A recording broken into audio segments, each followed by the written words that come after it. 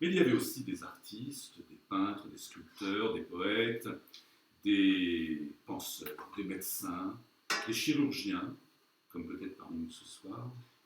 Non, il n'y a pas de chirurgiens. Des arracheurs de dents, pas d'arracheurs de dents. Des rebouteux, une de perclus, 10 de reboutés, disait Platon. Il a dit ça le jour où il s'est foulé le pied? Oui, juste en sortant de la caserne, de la caverne, la fameuse caverne platonicienne. D'ailleurs, on ne sait pas très bien si cette fameuse caverne n'était pas située à côté d'une caserne.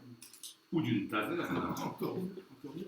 Est-ce qu'on a quelques renseignements historiques à ce sujet? Oui, on a quelques témoignages, sujets à caution, bien sûr. Je pense en particulier aux écrits apocryphes d'un pseudo-Aristote, selon lequel il y aurait eu à proximité immédiate de la caverne platonicienne un débit de boisson, donc une taverne, afin de permettre aux évadés de la caserne, de la taverne, je vais y arriver, de la caverne, la fameuse caverne platonicienne, de s'offrir un petit remontant avant d'y retourner.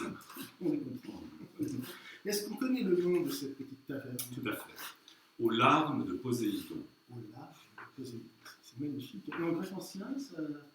Diacrima Poséidonos. Diacrima Poséidonos. C'est beau. Poséidonos. Poséidonos arrangé, même si vous voulez. Il avait que ça à faire finalement. Ils étaient retournés dans la fameuse caverne de ronger cet os pour l'éternité. Presque, absolument. Et est-ce qu'on sait à quelle distance précise était située cette petite taverne par rapport à la caverne? Alors, s'il faut en croire le géographe grec Aristarque de Samos, nommé le fameux Aristarque, une distance de 2 à 3 stades. Ce qui nous ferait...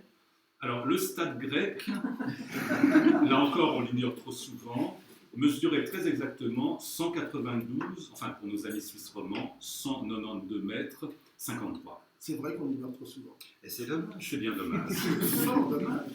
Donc, pour en revenir à Florence et à la villa des Caleggi, il y avait là, comme je le disais, des rebouteux. Une de perclus, 10 de reboutés, disait Platon.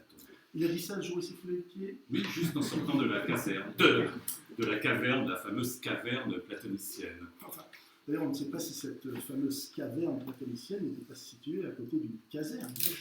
Ou d'une taverne. Encore mieux.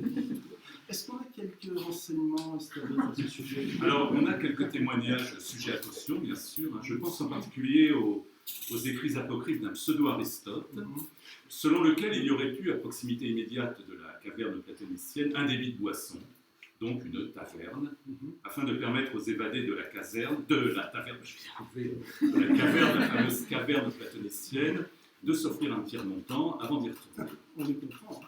Et est-ce qu'on connaît le nom de cette petite taverne? Tout à fait. Aux larmes de Poséidon. C'est magnifique. En grec ancien, ça